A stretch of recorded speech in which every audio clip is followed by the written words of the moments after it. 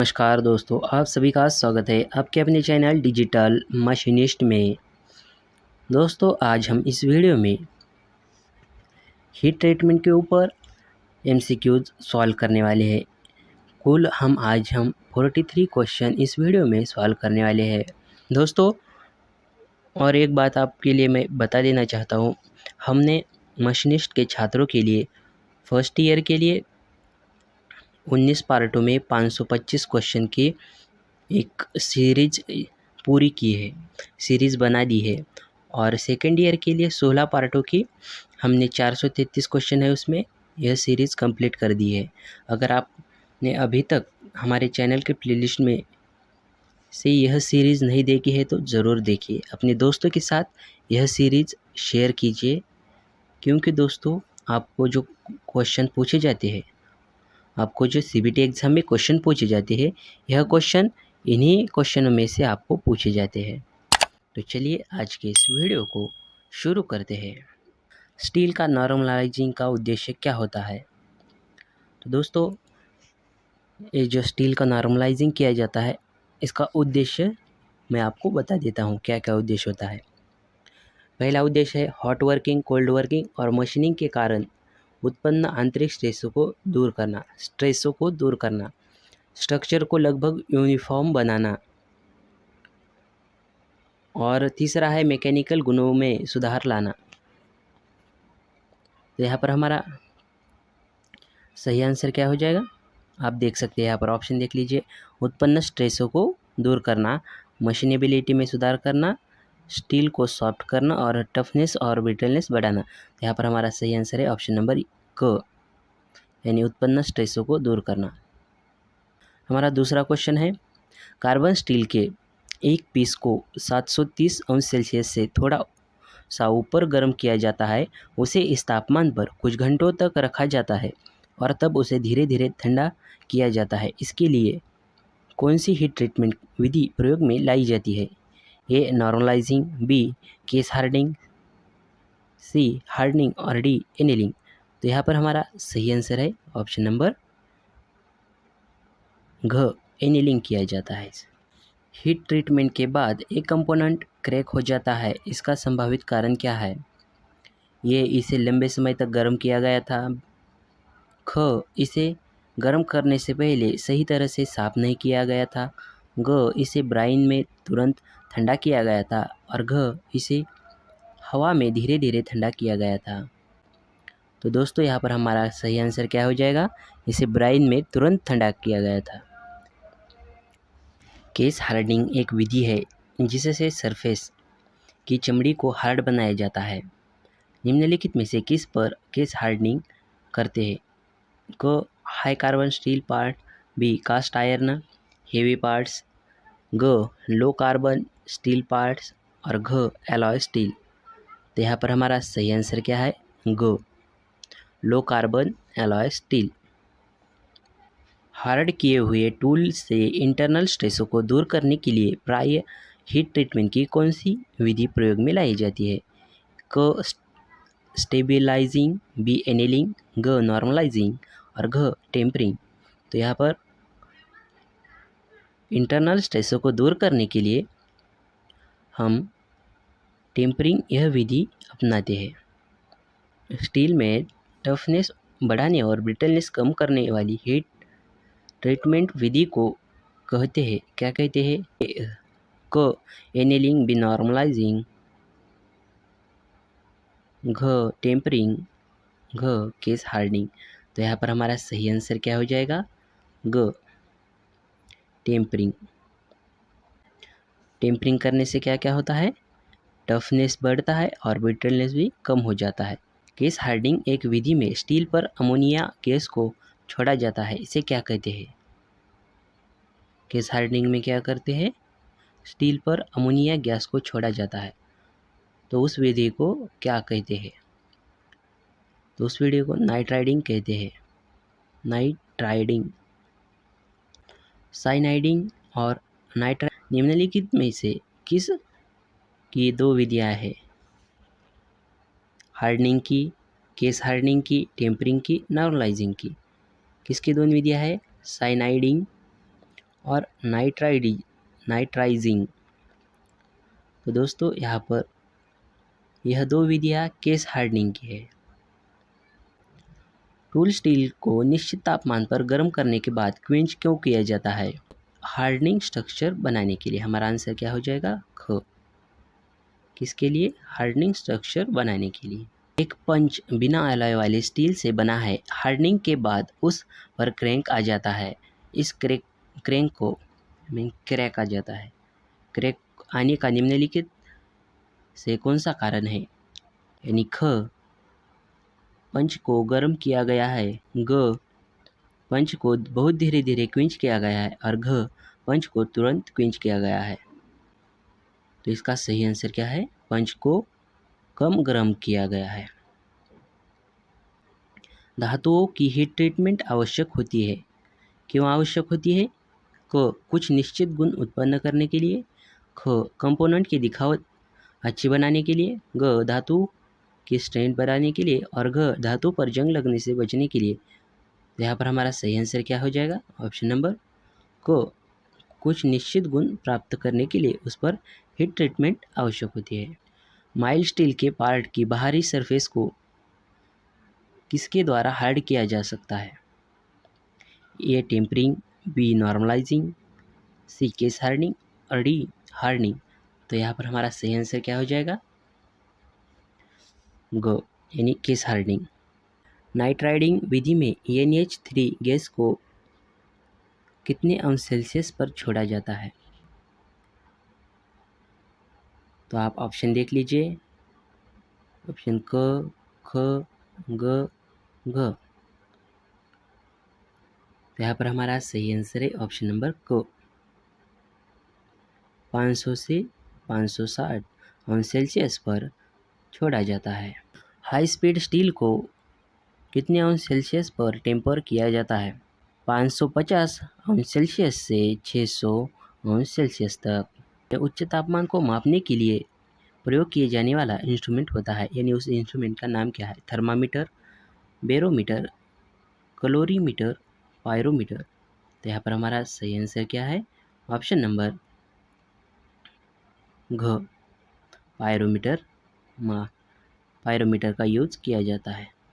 Steel की surface की hardening के लिए निम्नलिखित में से कौन सी विधि प्रयोग की जाती है? कार्बोराइजिंग, साइनाइडिंग, इंडक्शन हार्डनिंग और हार्डनिंग। तो यहाँ पर हमारा सही आंसर है ऑप्शन नंबर ग, इंडक्शन हार्डनिंग की जाती है। करते समय हाई कार्बन स्टील का लोअर क्रिटिकल तापमान होता है 960, 900, 723, 660। तो क्या करते समय? हार्डनिंग करते समय कौन सा धातु है? हाई कार्बन स्टील का लोअर क्रिटिकल तापमान, यानी न्यूनतम क्रिटिकल तापमान कितना होता है? तो वह होता है 723 अंश सेल्सियस। दोस्तों आप यह क्वेश्चन ध्यान में रखिए, क्योंकि यह क्वेश्चन एग्जाम में बहुत बार पूछा गया है। स्पीड मिलिंग कटर की लगभग हार्डनेस होती है, कितनी हार्डनेस होती है? 45 HRC, 52 HRC, 62 HRC, 75 HRC। तो यहाँ पर हमारा सही आंसर क्या है? ऑप्शन नंबर ग, 62 HRC ट्रीटमेंट का उद्देश्य होता है, यानी हीट ट्रीटमेंट क्यों की जाती है? क, स्टील के यांत्रिक गुणों को बदलना। ख, स्टील की आंतरिक रचना को बदलना। ग, कंपोनेंट की दिखावट बदलना। और घ, स्टील के रासायनिक गुणधर्मों को बदलना। तो यहाँ पर हमारा सही आंसर है ऑप्शन नंबर क, स्टील की यांत्रिक गुणों को बदलना। C50 वाली स्टील के एक कंपोनेंट को 830 अंश सेल्सियस पर गर्म किया जाता है। कुछ समय के लिए उसी तापमान पर रखा जाता है और तब तेल में क्विंच कर दिया जाता है। इसे 600 अंश सेल्सियस पर फिर से गर्म करके तेल में क्विंच कर दिया जाता है। हीट ट्रीटमेंट की इस विधि का नाम बताइए। एनीलिंग, नॉर्मलाइजिंग, हार्डनिंग और टेम्परिंग और घ, केस हार्डनिंग। तो कौन सी विधि है? विधि है हार्डनिंग और टेम्परिंग। निम्नलिखित में से क्वेंचिंग मीडिया का कौन सा ग्रुप ठंडा करने की दर क्रम में अर्थात धीमे से शीघ्र ठंडा करता है? यहाँ पर हमारा सही आंसर क्या है? ख, फोर्डियर तेल ब्राइन सॉल्यूशन। ये क्या करता है? धीमे से शीघ्र ठंडा करता है।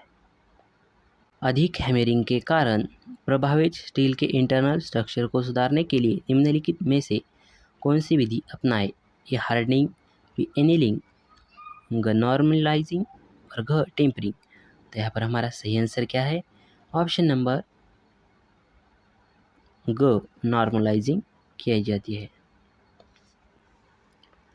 स्टील के एस्टेनाइट स्ट्रक्चर को शीघ्र से ठंडा करने पर निम्नलिखित में से कौन सा स्ट्रक्चर बन जाता है? तो यहाँ पर हमारा सही आंसर क्या है? ऑप्शन नंबर ग, मार्टेसाइट। निम्नलिखित में से किस विधि को निश्चित तापमान पर गर्म किया जाता है और फर्नेस में ही धीरे धीरे ठंडा होने दिया जाता है? A tempering, B hardening, C nitriding और डी एनीलिंग। तो यहाँ पर हमारा सही आंसर क्या है? Option number B, hardening. Annealing का मुख्य उद्देश्य क्या है? यानी एनीलिंग क्यों की जाती है? ये मशीनेबिलिटी में सुधार लाना, बी चुंबकत्व में सुधार लाना, सी हार्डनेस बढ़ाना और डी टफनेस बढ़ाना। तो यहाँ पर हमारा सही आंसर है ऑप्शन नंबर क, मशीनेबिलिटी में सुधार लाने के लिए एनीलिंग की जाती है। हीट ट्रीटमेंट के दौरान जब कार्बन घुलकर सॉलिड सॉल्यूशन बनती है तो उसे क्या कहते हैं? Ferrite, pearlite, austenite, cementite. क्या कहा जाता है उसे? हीट ट्रीटमेंट के दौरान जब कार्बन घुलकर सॉलिड सॉल्यूशन बन जाती है तो उसे कहते हैं एस्टेनाइट। क्या कहते हैं? एस्टेनाइट। निम्नलिखित में से कौन सा सॉलिड कार्बोराइजिंग मटेरियल है? सॉलिड यानी क्या? भरियो। लकड़ी का कोयला, पेट्रोल, अमोनिया, मिट्टी का तेल। तो यहाँ पर हमारा सही आंसर क्या है? ऑप्शन नंबर क, लकड़ी का कोयला। क्या है ये? एक सॉलिड कार्बोराइजिंग मटेरियल है। सोकिंग करते समय स्टील को निश्चित तापमान पर गर्म करने के बाद उसे सोकिंग समय दिया जाता है जो कि होता है। और हमारा सही आंसर क्या है? ऑप्शन नंबर क, 10 मिनट, थिकनेस के लिए 5 मिनट। दोस्तों यह भी क्वेश्चन मोस्ट इम्पॉर्टेंट क्वेश्चन है, आप यह क्वेश्चन ध्यान में रखिए क्योंकि दोस्तों यह क्वेश्चन एग्ज़ाम में पूछा गया है। 1 अगस्त से आपकी एग्ज़ाम चालू हो रही है, तो आप प्लेलिस्ट में जाइए, वहाँ की वीडियोस देखिए, फिर पीडीएफ में से पढ़िए, कहाँ से भी पढ़िए, पर पढ़िए। क्योंकि दोस्तों अगर आप नहीं पढ़ेंगे तो एग्ज़ाम में अच्छे अंक नहीं ला सकते। मैं ये नहीं कह रहा हूँ कि सिर्फ आप जाके हमारे प्लेलिस्ट से ही वीडियो देखो, किसी और के मत देखो, ऐसा नहीं है। क्योंकि मैं जो बता रहा हूँ वो नियमित क्वेश्चन बैंक के क्वेश्चन है, तो उसी में से मैं उस पर वीडियो बनाए हैं जो कि एग्ज़ाम में पूछे जाते हैं। और मेरा कहने का एक ही उद्देश्य है, क्योंकि दोस्तों अगर आप एक भी अंक से अगर फेल हो जाते हैं तो आपको 1 साल तक वेट करना पड़ता है। कितना? 1 साल। आप सोच सकते हैं कि आपको दिल पर कितनी बुरी बीतेगी जब सब अप्रेंटिसशिप के लिए जाएंगे और आप है कि हाथ पर हाथ धरे बैठेंगे कि कब एग्ज़ाम होगी, कब रिज़ल्ट आएगा। तो इसके लिए अभी से पढ़ना चालू कीजिए, आपके पास टाइम है, आप आसानी से पास हो सकते हैं। हाई स्पीड स्टील के टूल की हार्डनिंग करने के लिए निम्नलिखित में से कौन सा क्विंजिंग माध्यम प्रयोग में लाया जाता है? क, पानी, ख, ब्राइन सॉल्यूशन, ग, तेल और घ, सोडा पानी। तो यहाँ पर हमारा सही आंसर है ऑप्शन नंबर ग, तेल। हाई स्पीड स्टील के टूल के लिए हार्डनिंग तापमान क्या है? 1250, 950, 850 और 750। हाई स्पीड स्टील यानी HSS टूल के लिए हार्डनिंग तापमान क्या है? तो हार्डनिंग तापमान है 1250 डिग्री, 1250 अंश सेल्सियस। हार्ड की हुई स्टील के कंपोनेंट की टेम्परिंग करने का निम्नलिखित में से कौन सा उद्देश्य है? यानी टेम्परिंग करने का उद्देश्य क्या है? ये टफनेस बढ़ाना, बी डक्टिलिटी बढ़ाना, सी हार्डनेस बढ़ाना और डी हार्डनेस घटाना। तो टेम्परिंग का उद्देश्य क्या है, चलिए मैं आपको बता देता हूँ। तो टेम्परिंग का उद्देश्य है टफनेस बढ़ाना। आप इससे कैसा ध्यान में रख सकते हैं, टेम्परिंग और टफनेस टीटी। तो चलिए, ये ट्रिक हर जगह नहीं लागू होती है, कहाँ कहाँ पर ही लागू होती है, तो आप कंफ्यूज मत होइए। नॉर्मलाइजिंग करते समय उसे ठंडा करना चाहिए। कमरे के तापमान पर स्थिर हवा में, तेल में, फोर्ड एयर में और पानी में। तो यहाँ पर हमारा सही आंसर क्या है, तो यहाँ पर हमारा सही आंसर है ऑप्शन नंबर को, कमरे के तापमान पर स्थिर हवा में। लो कार्बन स्टील सरफेस पर कार्बन की प्रतिशत मात्रा बढ़ाने को कहते हैं, क्या कहते हैं, हार्डनिंग, नाइट्राइडिंग, कार्बोराइजिंग, टेम्परिंग। दोस्तों उसे कहते हैं कार्बोराइजिंग। किसी कंपोनेंट को टफ और डक्टाइल कोर और हार्ड बाहरी सरफेस के साथ बनाने को क्या कहते हैं, हार्डनिंग, केस हार्डनिंग, टेम्परिंग और एनिलिंग। तो यहाँ पर हमारा सही आंसर क्या है, ऑप्शन नंबर ख, केस हार्डनिंग। स्टील को अपार क्रिटिकल तापमान से लगभग 40 अंश सेल्सियस से अधिक गर्म करके कमरे के तापमान पर स्थिर हवा में ठंडा करने वाली विधि को क्या कहते हैं। तो चलिए मैं आपको बता देता हूँ, इसका सही आंसर क्या है, उसे नॉर्मलाइजिंग कहते हैं, क्योंकि उसे जो कमरे का तापमान है उसी तापमान पर छोड़ दिया जाता है, उस पर कोई तेल या कोई गैस नहीं छोड़ी जाती। निम्नलिखित में से कौन सी विधि कंपोनेंट पर स्केल फ्री सरफेस बनाती है। यहाँ पर हमारा सही आंसर क्या है, ऑप्शन नंबर घ, इंडक्शन हार्डनिंग। हीट ट्रीटमेंट विधि में एनेलिंग की जाती है, एनेलिंग क्यों की जाती है। तो दोस्तों एनेलिंग करने का मुख्य उद्देश्य है सॉफ्टनेस बढ़ाने के लिए एनेलिंग की जाती है। हार्डनिंग विधि के बाद धातु अधिक हार्ड हो जाती है और अधिक डैडेज बन जाती है, क्या बन जाती है, हमारा सही आंसर क्या है, ऑप्शन नंबर ए को, ब्रिटल बन जाती है। केस हार्डनिंग के लिए पहला चरण कार्बोराइजिंग होता है, कार्बोराइजिंग करने का अभिप्राय क्या है। तो यहाँ पर हमारा सही आंसर क्या है, ऑप्शन नंबर ग, सरफेस पर कार्बन प्रतिशत मात्रा बढ़ाना। कार्बन की मात्रा के अनुसार हाइपोयूटेक्टाइड स्टील को एनिल करने के लिए उसे गर्म करना चाहिए। उसे कितने तापमान पर हमें गर्म करना चाहिए, आप ऑप्शन देख लीजिए।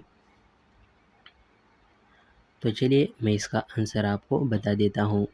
तो इसका सही आंसर है ऑप्शन नंबर ख, अपार क्रिटिकल पॉइंट 30 अंश सेल्सियस से 50 अंश सेल्सियस।